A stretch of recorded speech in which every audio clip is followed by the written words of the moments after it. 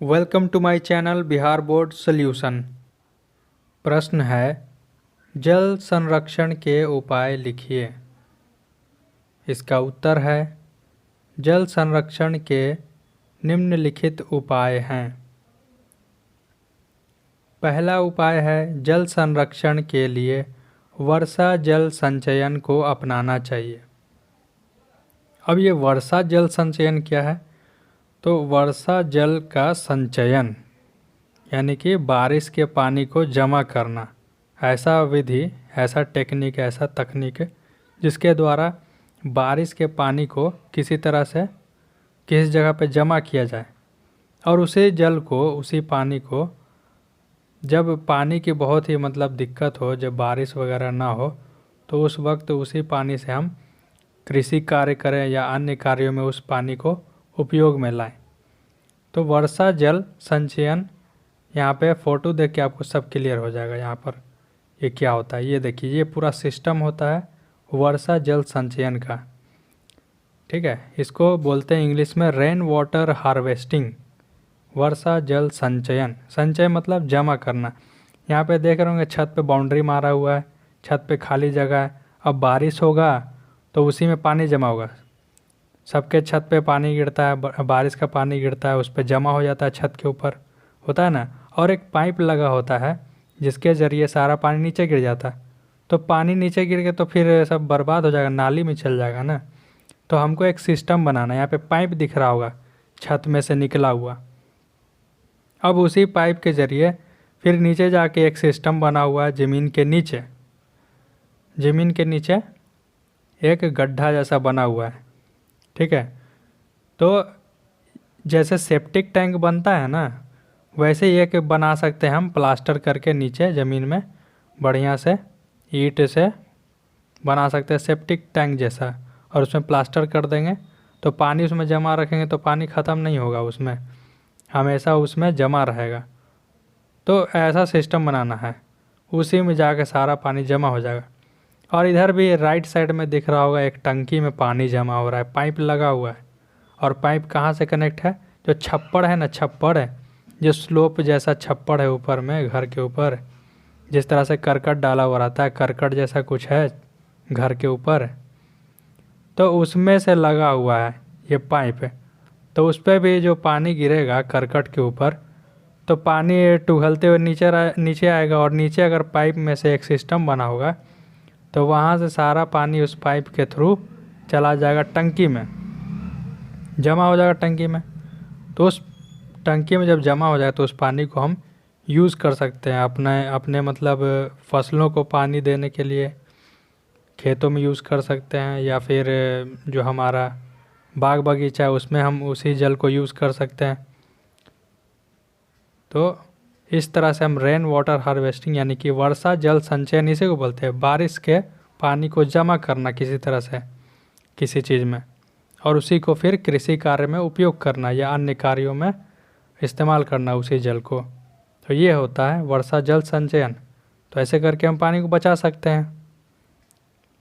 तो इसी पानी को अगर हम बारिश के पानी को यूज़ कर लेंगे सभी कार्यों, तो हमारा जो पीने का पानी बच जाएगा ना, उसको हम सिर्फ पीने के उपयोग में लाएंगे, और कपड़ा धोना, बर्तन धोना, इन सब में उपयोग कर सकते हैं। इन सब कार्यों में पीने के पानी का उपयोग कर सकते हैं। और ये जो वर्षा का जो जल है, ये दूषित जल हुआ, एक तरह से थोड़ा दूषित रहता है, इतना भी शुद्ध नहीं होता है, क्योंकि वायुमंडल में, हमारे जो वायुमंडल में धूल कण भी तो हैं, तो वो सब उस जल में मिल जाते हैं, चिपक जाते हैं। तो खेतों में डालने के लिए सही है। बाकी आप समझ गए होंगे मैं क्या कहना चाहता हूँ इसके थ्रू। तो हम आगे बढ़ते हैं। ये तो हो गया पहला उपाय कि हम वर्षा जल का संचय करके जो है कि जल का संरक्षण कर सकते हैं, यानी कि पानी का बचत कर सकते हैं, बचाव कर सकते हैं, पानी की बर्बादी को रोक सकते हैं इस तरह से। फिर आगे देखते हैं क्या है उपाय। तो अगला उपाय है अधिक से अधिक तालाबों को खुदवाना। अगर हम तालाब की खुदाई करें, ये देखिए फ़ोटो में, यहाँ जेसीबी जिसे आप बोलते हैं ये, ठीक है, उससे खुदाई किया जा रहा है। तो अगर इस तरह का तालाब का खुदाई अगर हो जाए तो कहीं पे भी आप देखे हो गड्ढा रहता है तो बारिश का सारा पानी तो लास्ट में उसमें जमा रहता है और उसमें काफ़ी दिन तक जमा रहता है, जबकि बाकी ज़मीन जो है वो सब सूख जाता है, लेकिन उस गड्ढे में उस आसपास के क्षेत्र का सारा पानी जाकर जमा हो जाता है। तो तालाब यही करता है, बारिश का सारा पानी जो है इसमें जमा हो जाएगा और आसपास का भी जितना पानी है ना सब लुढ़कते हुए सारा पानी इसमें जाके जमा हो जाएगा। तो इसमें भी अगर पानी अगर जमा रहेगा तो अगर बारिश ना होता है बढ़िया से तो वैसा सिचुएशन में इस पानी को हम लोग यूज़ कर सकते हैं खेतों में। आप अपने गांव में भी देखे होंगे नहर में या किसी चीज़ में अगर तालाब में पानी रहता है तो उसका उपयोग किया जाता है खेतों में। अगर बारिश अगर नहीं हो रहा है ठीक से तो कितना आदमी भौम जल को कितना यूज़ करेगा। नीचे जो पीने का पानी है फिल्टर से चला चला के तो पीने का पानी ख़त्म हो जाएगा। तो हम कोशिश करते हैं कि कहीं और से जुगाड़ हो जाए, कुछ भी पानी नहर से तालाब से, तो हम फिल्टर लगा के उधर से पानी ले लेते हैं खेत में पटा देते हैं। तो वही जगह पे ये यूज़ कर सकते हैं इसका तालाब का। तो तालाब बहुत ज़रूरी है, तालाब की खुदाई करना चाहिए। इस तरह से हम पानी का मतलब संचय कर सकते हैं, संरक्षण कर सकते हैं, पानी को बचा सकते हैं। और कहा भी जाता है जल ही जीवन है, पानी बहुत इम्पोर्टेंट है। इंग्लिश में बोलते हैं it is water that is life, जल ही जीवन है, it is water that is life. ठीक है,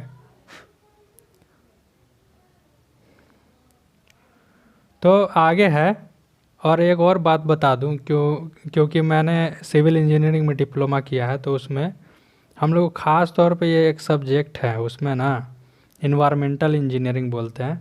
तो उसमें हम लोग यही सब पढ़ाया गया है शुरू के चैप्टर में, ये सब कि पानी कैसे मतलब संरक्षण किया जाता है, ये सब रेन वाटर हार्वेस्टिंग वगैरह, ये सब काफ़ी डिटेल में। बहुत इम्पोर्टेंट चीज़ है ये सब, इसका नॉलेज होना चाहिए। तो इससे काफ़ी लाभ होता है हमारे दैनिक जीवन में। तो अगला देख लेते हैं क्या तीसरा उपाय है कि कल कारखानों के गंदे पानी को नदियों में बहाने पर रोक लगाना। तो कल कारखाना का जो गंदा पानी होता है अगर नदियों में बहा देंगे तो नदी का पानी गंदा हो जाएगा, तो फिर उसको हम लोग उपयोग कैसे करेंगे अन्य कार्यों में। जैसे कोई बहुत से ऐसे लोग हैं जो नदी के किनारे रहते होंगे तो उसी के जल से उसी के पानी से अपना कपड़ा वगैरह धोते, बर्तन धोते हैं किनारे पर या घाट पर जाकर उसमें नहाते भी हैं। तो गंदा पानी रहेगा तो हम लोग कुछ नहीं कर सकते हैं, तो हमें रोक लगाना चाहिए। तो अगर रोक लगाएंगे तो वो पानी जो है गंदा होने से बच जाएगा, दूषित होने से बच जाएगा, तो हम उसको इस्तेमाल कर पाएंगे।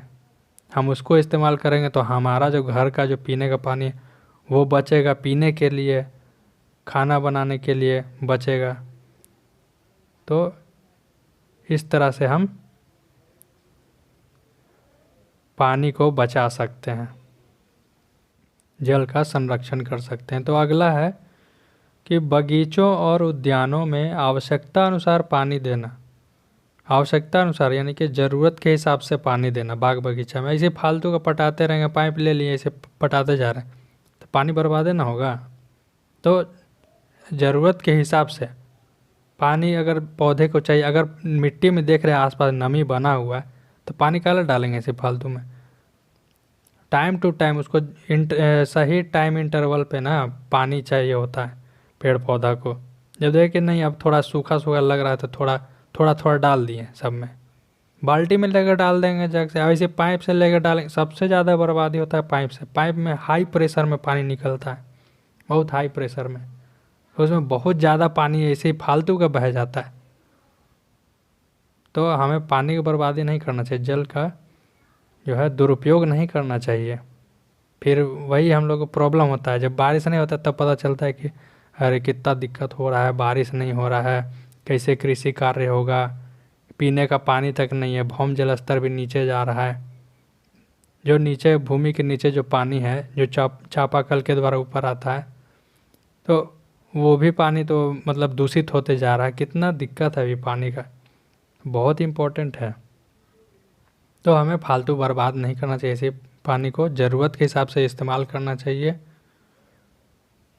तो वही लिखा हुआ है कि बगीचों में जो है ना फालतू का पानी इसे नहीं बहाना चाहिए, ज़रूरत के हिसाब से डाले जितना चाहिए, अपना बाल्टी में ले लिए, जग से डाल दिए थोड़ा थोड़ा, पाइप से बहाने का ज़रूरत है। वही हम लोग फिर वाहन में भी करते हैं, लिखा हुआ है वाहनों को धोने के लिए पाइप की जगह बाल्टी का प्रयोग करना चाहिए। बाल्टी से अगर पानी लेके अगर धोएंगे आराम आराम से ब्रश से रगड़ रगड़ के तो पानी बच जाएगा ना, साफ भी हो जाएगा बढ़िया। ऐसे पानी प्रेशर से मारेंगे, ऐसे पाइप से धोते जाएंगे, ऐसे धुलेगा नहीं बढ़िया से और फिर पानी बर्बाद हो जाएगा। तो हमें ये सब सावधानी बरतना चाहिए जिससे कि जल का संरक्षण हो सके। छठा बोलता है पॉइंट कि सिंचाई के लिए ड्रिप सिंचाई, एक ड्रिप सिंचाई भी होता है, एक अलग तरह का सिंचाई। और लिखा हुआ अथवा स्प्रिंकलर सिंचाई का प्रयोग करना चाहिए। ये ड्रिप सिंचाई और स्प्रिंकलर सिंचाई क्या देखते हैं। तो ड्रिप सिंचाई जो होता है इसमें बूंद बूंद करके, आप पढ़े होंगे क्लास 7 या 8 में साइंस के बुक में होगा, ड्रिप तंत्र लिखा होगा। ड्रिप तंत्र यानी जो सिस्टम, जिस तरह का सिस्टम यहाँ देख रहे फोटो में बना हुआ, पाइप बिछा हुआ, हर क्यारी में पौधा लगा और क्यारी में पाइप भी है, प्लास्टिक का पाइप रहता है, लगभग आधा इंच मोटाई रहता है पाइप का, ज़्यादा नहीं, आधा इंच मोटा रहता है, पतला पतला पाइप, और उसमें छोटा छोटा जैसे छेद रहता है, जैसे बूंद बूंद करके पानी टपकते रहता है पाइप में से, बूंद बूंद करके, मतलब समझिए कि 1 सेकंड पे 1 बूंद, 1 सेकंड पे 1 बूंद ऐसे टपकता है। तो बूंद बूंद करके पौधे के डायरेक्ट जड़ में एकदम जाता है पानी, फालतू बहता नहीं है। फालतू पानी ऐसे प्रेशर जाएगा तो सब मिट्टी बह जाएगा, पौधा सब खराब हो जाएगा। है कि जड़ में बूंद बूंद कर गिरे तो मिट्टी बहेगा नहीं, मिट्टी का कटाव नहीं होगा, और जितना चाहिए उतना ही पानी पौधा को मिलेगा। तो ये हुआ ड्रिप सिंचाई, ऐसे पाइप रहता है, लेकिन इससे उतना क्लियर पता नहीं चल रहा हो। यहाँ देखिए एक और फोटो है नीचे, ये देखिए जूम करके दिखाया गया यहाँ पर कि किस तरह से, यहाँ देखिए मिट्टी में बड़ा बड़ा ढेला सब है, छोटा बड़ा ढेला मिट्टी का, पौधा लगा हुआ है। ये देखिए बूंद इसमें से निकल रहा है, पाइप है, ये पाइप में से बूंद नज़र आ रहा हो पानी का टपकते हुए। तो ऐसे बूंद बूंद करके मिट्टी में जाता है पानी, एकदम जड़ में एकदम जाता है धीरे धीरे करके। अब पौधा को जितना चाहिए उतना मिल जाता है, फालतू बर्बाद नहीं होता। अब फालतू पानी जाता है ना तो वो होता है क्या ना कि धूप से तो सब सूख ही जाएगा, धूप से भाप बन के तो उड़ जाएगा ऊपरे, तो पानी बर्बाद ना होगी यार। है कि उड़ेगा नहीं, ये बूंद बूंद करके जाएगा ना, वो पानी लगते जाएगा जड़ में, उतना उड़ेगा नहीं। तो ये हो गया ड्रिप तंत्र द्वारा, ड्रिप सिंचाई बोलते हैं इसको। ये जो सिंचाई है इस तरह से पानी जो हम दे रहे पौधा में इस तरीके से, इसको ड्रिप सिंचाई बोलते हैं या ड्रिप तंत्र भी बोलते हैं। ठीक है। अब दूसरा स्प्रिंकलर सिंचाई, ये देखिए फव्वारा विधि एकदम बोल सकते हैं इसको, फव्वारा, पानी का देखिए फुहारा ऐसे निकल रहा है, इसमें से कोई पाइप है उसमें पानी एकदम प्रेशर से जा रहा है, उसमें छोटा छोटा छेद रहता है, नोजल, इसमें नोजल लगल रहता है मुंह पर ऊपर, और वही नोजल में से एकदम प्रेशर से निकलता है फुहारा जैसा, एकदम एकदम पौधा को लगेगा ना कि एकदम बारिश से हो रहा है, एकदम बारिश नहीं हो रहा है लेकिन लगेगा कि आर्टिफिशियल बारिश, कृत्रिम बारिश महसूस होता है इसको पौधा को। जो बारिश के रूप में जो पानी गिरता है ना पौधा के ऊपर, तो पौधा को भी बहुत बढ़िया लगता है। उस तरीके से जो पानी मिलता है तो पौधा भी एकदम हैप्पी हो जाता है, खुश, उसको सही मात्रा में पानी मिलता है। ऊपर से पानी फुहारा के रूप में गिरता है तो पत्ता पर जो गंदगी वो भी साफ़ हो जाता है बढ़िया से। जड़ में खाली देंगे तो क्या होगा, जड़ में खाली देंगे तब मिट्टी का कटाव भी होगा, प्रेशर से कहीं कहीं पानी गिर गया प्रेशर से तो मिट्टी का कटाव भी हो जाएगा जड़ के पास, और ऊपर से गिरेगा तो नीचे तक जाएगा बूंद बूंद करके, और ऊपर जो पत्ता पर गिरे तो पत्ता का गंदगी भी साफ़ हो जाएगा, ऊपर में जो छोटा छोटा सूक्ष्म जीव होगा वो भी साफ़ हो जाएगा, कीड़ा मकोड़ा सब दह जाएगा, गिर जाएगा नीचे जो पत्ता को खा रहा है। तो इस तरीके से समझिए पौधा नहा लेता है, एकदम स्वच्छ हो जाता है। तो ये हुआ स्प्रिंकलर। स्प्रिंकल मतलब होता है इसे फुहारा बोल सकते हैं इसको, फुहारा विधि हो गया ये। तो स्प्रिंकलर सिंचाई इसको बोलते हैं। इसमें फुहारा के रूप में पानी गिरता है पौधा के ऊपर, एकदम साफ साफ दिख रहा हो फोटो में। और एक और फोटो है इसमें, ये सब आप देखिएगा ज़्यादातर वहाँ पे दार्जिलिंग है ना, चाय का जहाँ खेती होता है, चाय का पौधा इधर ढलान जैसा रहता है ज़मीन, पहाड़ी क्षेत्र में, तो वहाँ पे मिट्टी का कटाव ना हो जाएगा, ज़्यादा पानी मिलेगा तो वहाँ पे यही सब रहता है, सिस्टम लगा हुआ है। ऐसे फुहारा ऐसा पानी गिरता है ना, तब मिट्टी पे तो पानी गिरा नहीं, पानी तो गिरा पौधा के ऊपर, और फिर धीरे धीरे बूंद बूंद करके टिपक टिपक के नीचे जड़ में चल जाएगा। और उस सबके ज़्यादा पानियों नहीं चाहिए होता, जैसे मसूरी के ज़्यादा पानी नहीं चाहिए, हल्का फुल्का बारिश हो गया मौसम के हिसाब से। अभी देखे होंगे मौसम जो है ना, अभी थोड़ा बदली उदली किया था, हल्का बारिश हुआ है, तो ये फसल को चाहिए, मसूर ये सब दलहन पौधा जो है, ये सबको हल्का फुल्का बारिश अभी चाहिए, इम्पोर्टेंट होता है। अभी काफ़ी एकदम सूखा सूखा ज़मीन है, तब पानी ज़्यादा भी नहीं चाहिए, चाहिए तो तुम थोड़ा बहुत तो चाहिए उसको, उसके विकास के लिए, विकसित होने के लिए। तो पानी पौधा को ना ज़्यादा चाहिए ना एकदम कम चाहिए, सही मात्रा में चाहिए उसको। तो वो सब जो है कि दार्जिलिंग वाले इलाके में जहाँ पे चाय का खेती होता है, चाय का पौधा होता है, वहाँ पे दार्जिलिंग जो है ये शायद पश्चिम बंगाल में पड़ता है ये जगह। तो उस तरह का जो होता है ना खेती चाय वाला, वहाँ पर स्प्रिंकलर इरिगेशन और भी बहुत तरह का फसल है जिसको ये सब ज़्यादा पानी नहीं चाहिए, मिट्टी उसका मिट्टी कटाव ना हो जाए इससे बचाने के लिए। और ऐसा जगह जहाँ पे पानी का बहुत किल्लत है, पानी वहाँ पे कम है, तो हम क्या करेंगे, ये सब सिस्टम यूज़ करते हैं, ड्रिप सिंचाई, स्प्रिंकलर सिंचाई, ये सब कहाँ यूज़ करेंगे, जहाँ पानी का किल्लत है वैसा जगह पे ये सब यूज़ करते हैं। पानी का दिक्कत रहता है तो कहाँ से उतना पानी देंगे एकदम बहा करके। तो वहाँ पर एक तो रेन वाटर हार्वेस्टिंग करके पानी बचा लेते हैं, बारिश वाला जमा कर लेते हैं कहीं, और फिर वही के सिस्टम बना देते हैं पाइप लगा लगा के। अब बूंद बूंद करके पानी मिल गया, या फिर ऐसे फवारा ऐसा पानी मिल गया उस सब पौधा को, तो पानी जितना चाहिए उतना मिल गया सही मात्रा में, अब पानी का बचत भी हो गया। तो आप समझ गए होंगे। तो ये है, और भी नीचे फ़ोटो है, ये देखिए ऐसे, ये देखिए किस तरह से क्यारी बना हुआ है, पाइप लगा हुआ है, और सब में से एगो पाइप निकला हुआ है ऊपर के साइड में, और वो में नोजल है, देखिए कैसे प्रेशर से पानी फेंक रहा है, एकदम चारों तरफ फैला दे रहा है बढ़िया से, एकदम पौधा को लगा कि बारिशें हो रहा है एकदम एकदम कितना हरा भरा पौधा है। ये देखिए इस तरह से, देखिए कितना बढ़िया एकदम सिस्टम है, पाइप में से ऐसे निकला हुआ है नोजल, और उसमें से प्रेशर से एकदम पानी फेंक रहा है, तब फुहारा जैसा एकदम गिर रहा है ऊपर। तो इस तरह से जो है कि हम लोग जल का संरक्षण कर सकते हैं। तो ये था इस प्रश्न का उत्तर। आई होप आप सबको बढ़िया लगा हो, एकदम समझ गए होंगे, डिटेल में एकदम था। अगर आपको हमारा ये वीडियो अच्छा लगा हो तो वीडियो को लाइक कमेंट शेयर करें, और ऐसे ही महत्वपूर्ण प्रश्नों के उत्तर पाने के लिए हमारे YouTube channel Bihar board solution को सब्सक्राइब करें। Thanks for watching this video.